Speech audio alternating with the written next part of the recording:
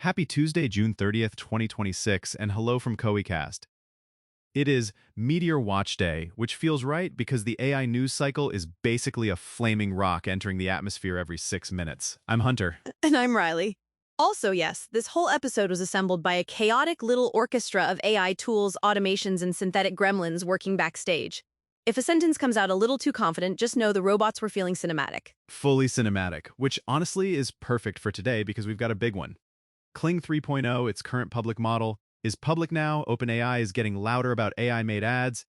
And Bidi 1 is pointing us toward the bigger audio question, even if the singing and sound effects claims around that name need a little caution. Yeah, this is like three separate plot lines merging into one very weird Marvel crossover for marketers. Video gets cheaper and easier, audio gets more programmable across the broader tool stack, and the model companies are basically saying, hey, what if we didn't just help you write ads? What if we became the ad machine? Right, and that's the part people should really clock.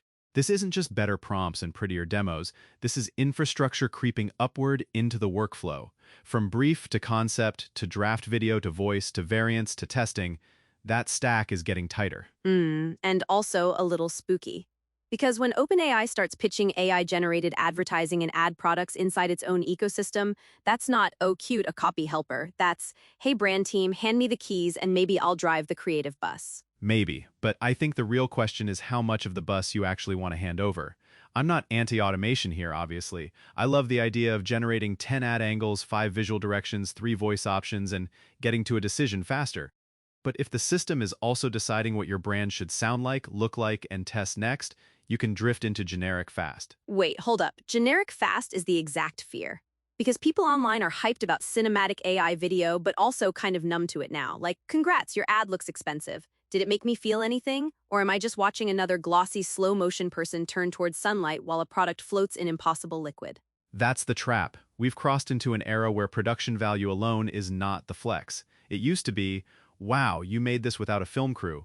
Now the audience goes, cool anyway. So brands need taste, point of view, and actual creative tension. Otherwise, they're just generating wallpaper. Exactly. High-resolution slop is still slop, like 4K nonsense is still nonsense. And with Kling 3.0 offering public 4K generation options, plus open-source pressure building from players like OpenSora, LTX, and others, the cost of making something that looks polished is dropping.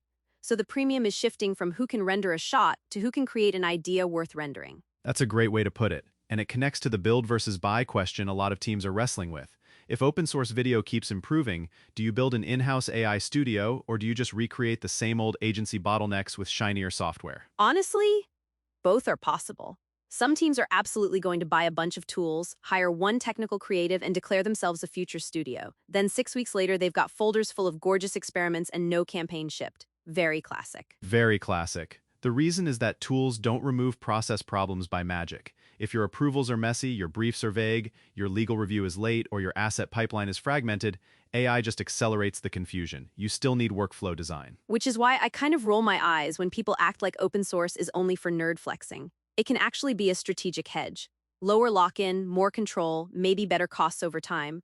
But, it comes with homework. Somebody has to own the stack. Yes, open can be powerful, but it's not free in the operational sense.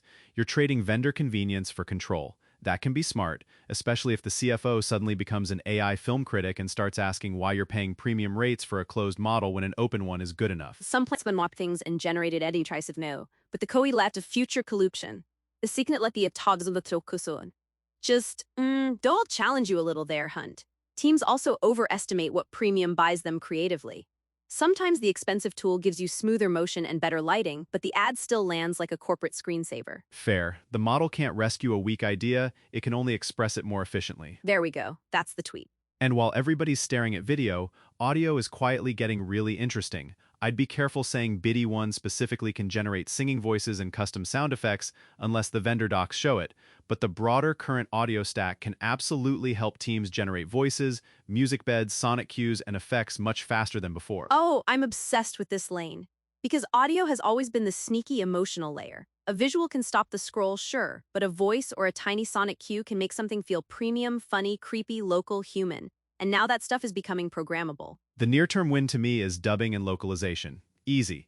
If you can preserve tone, timing, and brand feel across markets without dragging every version through a painful production chain, that's a big operational lift. Yes, but also jingles. Bring back jingles, coward brands. If AI can help you make fast variations of sonic branding without paying for a full studio session every time, that's useful. Not because the machine wrote a masterpiece, but because your team can audition directions quickly. I'd put synthetic presenters in the mix too, especially for internal training, product walkthroughs, or campaign explainers.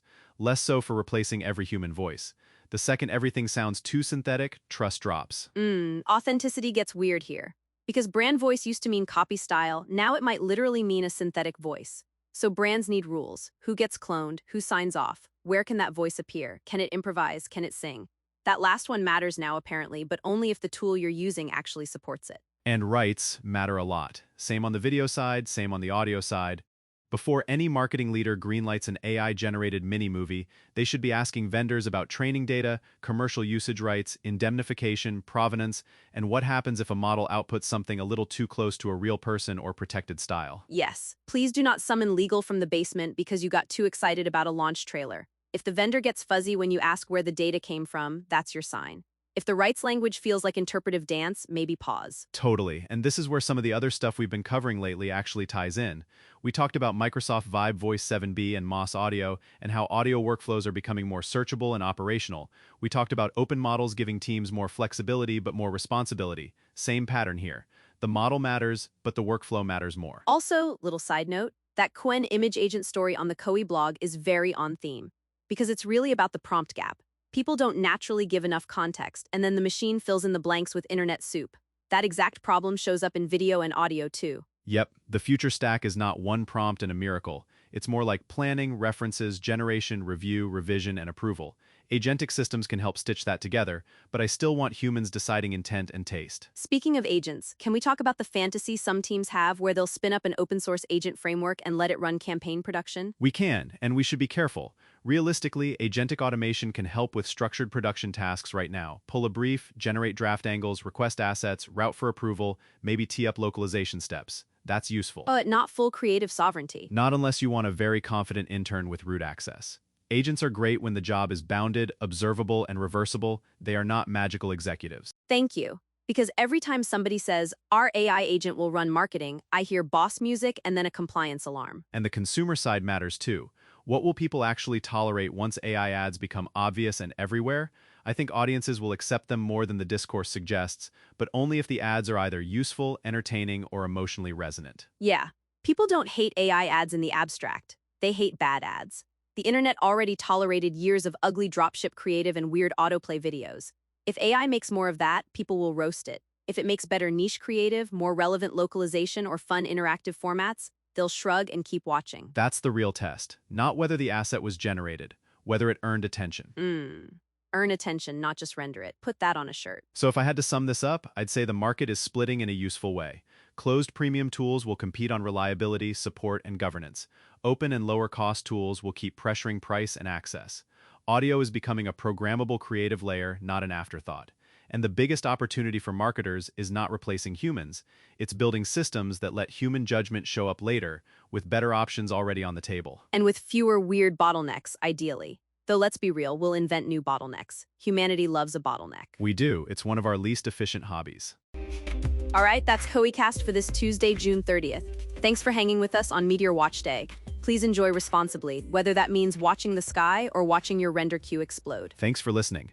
Check out koei.com/resources for AI news and updates, and don't forget to subscribe. Catch you next time. And if your AI ad starts singing its own jingle unprompted, maybe that meteor is a warning.